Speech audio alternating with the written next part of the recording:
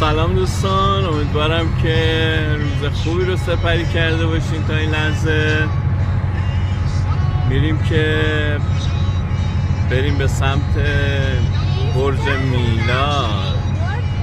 دوستان بعد برج میلاد، حقانی شمال به جنوب رو داریم میریم به سمت همت غرب که بریم به سمت برج میلاد. خیابونا به خاطر اینکه خب 9 فروردینه خلوت‌تر نسبت به روزه.